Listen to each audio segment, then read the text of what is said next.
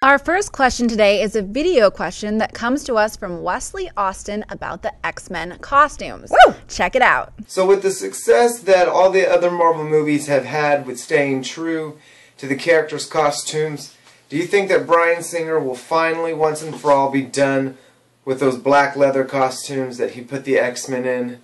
I've always been an X-Men fan, and I've grown up with them, you know, for almost 30 years of my life. And I think, you know, even over the decades as the costumes have changed, each character had their individual palette, and, you know, even just looking from the neck down, you could always tell who you were, you know, what character was in front of you. And I think that Bryan Singer killed the identities of the X-Men. I've always had confidence in him as a director. There's a lot of other things I didn't like that he did with the X-Men, but you know, I know how everybody wants to put their own twist on things. Do you think that it would be a good idea for him to finally do what I would call justice to the X-Men that we've grown up with? Or do you think he's going to continue with trying to make it too modern or, I guess, everyday based? You know, I think he tried to make the X-Men too real and too relatable. And I think the hardcore fans, you know, they want their X-Men, not these characters in black suits that have the powers of the X-Men.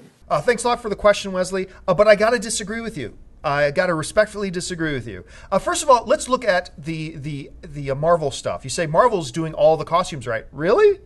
Hawkeye doesn't look like Hawkeye does in the comic books, because I think they understood that Hawkeye's look in the comic book would just look kind of silly on a big screen in that environment.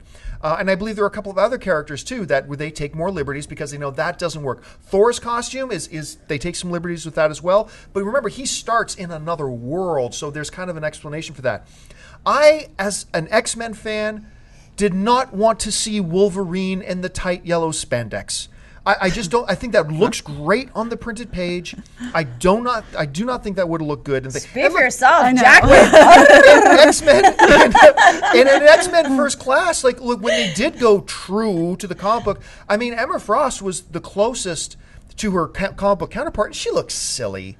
I mean, she looks silly. She's hot as hell, but she looks silly. I mean, so sometimes you can do it, sometimes you can't. I think what you need to do is do whatever you think will work best for the movie. And as far as, you know, the hardcore fans want those costumes, well, let's be honest here. The hardcore fans represent about 1% or less of the actual audience going to see these films. So you've got to make these movies that will translate well and be most effective for the audience that you're going to have. Make it effective, make it right, adapt it the way you need to adapt it, and move forward. So as a fellow X-Men fan, I got to say I disagree with you, dude. I love the way they handle the costumes in the X-Men films. That's just me.